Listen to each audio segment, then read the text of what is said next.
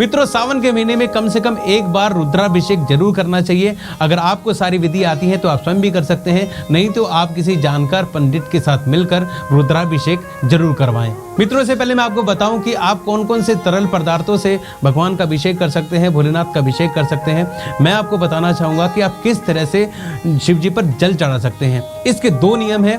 पहला नियम ये कहता है कि सबसे पहले आप गणेश जी पर जल चढ़ाएं, उसके बाद आप माँ गौरा पर जल चढ़ाएं, उसके बाद आप कार्तिकेय भगवान पर जल चढ़ाएं, उसके बाद नंदी बाबा पर, फिर नाग देवता पर, और उसके बाद धार सहित आप शिवलिंग पर जल चढ़ाएं। तो ये है पहला नियम। दूसरा नियम ये कहता है कि सबसे पहले आप गणेश जी पर जल चढ़ाएं, फिर कार्तिकेय भगवान पर, उसके बाद नंदी बाबा पर, उसके बाद माँ गौरा पर, फिर नाग देवता पर, और उसके बाद धार सहित आप शिवलिंग पर जो है जल चढ़ा सकते हैं। तो शिव जी एक ऐसे देवता हैं जो अपने से पहले अपने परिवार की पूजा करवाते हैं। तो ये नियम है, आप इन दोनों नियमों से कोई भी नियम जो है आप उसको अपना सकते हैं। ये तरीका है।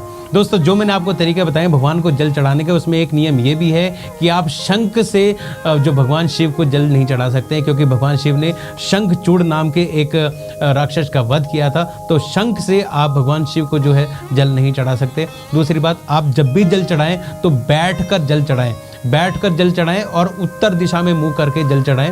तो इससे जो है आपको जो रुद्राभिषेक करने का, जल चढ़ाने का जो है ज़्यादा फायदा मिलता है, अच्छा फायदा मिलता है। भोलेनाथ को जो आप जल चढ़ाते हैं उसमें पात्र का भी बहुत महत्व है। दोस्तों, ऐसे में आप तांबे का, चांदी का या फिर कांसे का पात्र इस्तेमाल कर सकते हैं। आप कोशिश कीजिए कि आप स्टील आदि का जो पात्र होता है उससे आप जलाभिषेक ना करें। अगर आप दूध मिश्रित जल चढ़ाना चाहते हैं तो आप तांबे का पात्र ना लें, क्योंकि तांबे में दूध मिलकर वो जहर बन जाता है। ये इससे आपको जो है जो पाप के भागी आप बन सकते हैं। ऐसे में आप कांसे का पात्र या फिर चांदी का पात्र ले सकते हैं जलाभिषेक करने के लिए। दोस्तों, अगर आप ओम नमः शिवाय का जाप करते हैं, मालाएं करते हैं, तो उसका बहुत फायदा आपको मिलेगा। अगर आपको महामृत्युंजय मंत्र आता है तो उसके सही उच्चारण के साथ आप महामृत्युंजय मंत्र का जाप कर सकते हैं, आप उसे सुन सकते हैं। और अगर आप रुद्राष्टकम या फिर और कोई स्तोत्र आपको आता है तो आप उसका पाठ कर सकते हैं, उनको सुन सकते हैं। अगर आप रुद्राष्टकम सुनना चाहते हैं तो आपको इस आई बटन में मिल जाएगा, आप वहां जाकर रुद्राष्टकम सुन सकते हैं।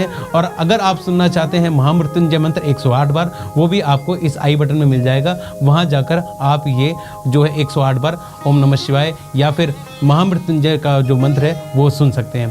अब बात करते हैं दोस्तों कि कौन कौन से तरल पदार्थ आप चढ़ा सकते हैं।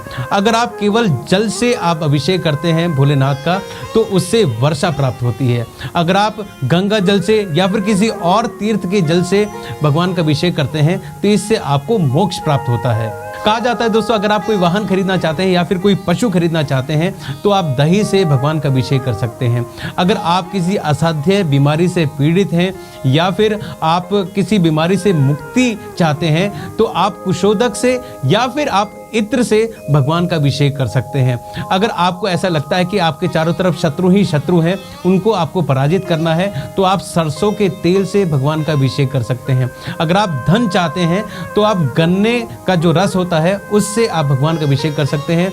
और आप घी से यानी कि गाय के घी से या फिर आप शहद से भी भगवान का अभिषेक करेंगे तो आपको मान सम्मान भी मिलेगा और धन की प्राप्ति होगी। आयुर्विद्या के लिए और पुत्र प्राप्ति के लिए आप दूध से भगवान शिव का अभिषेक कर सकते हैं। अगर आप शर्करा या फिर चीनी से मिलाकर दूध अर्पित करते हैं तो आपको तीव्र बुद्धि प्राप्त होती है।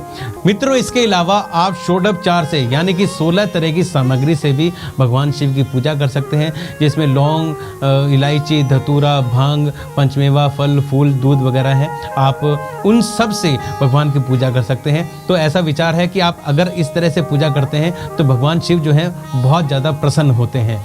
अगर आप हमारे वीडियो के बारे में कुछ कहना चाहते हैं या फिर मुझसे कुछ पूछना चाहते हैं तो आप कमेंट कर सकते हैं। आपके हर कमेंट का मैं जवाब देने का प्रयास करूंगा। दोस्तों, इसी के साथ मैं धीर कुमार आपसे अनुमति लेता हूं। जल्दी ही मिलूंगा एक नए वीडियो में, एक नई विधि के साथ, नए व्रत के साथ और नए विधान के साथ। ओम नमः शिवाय।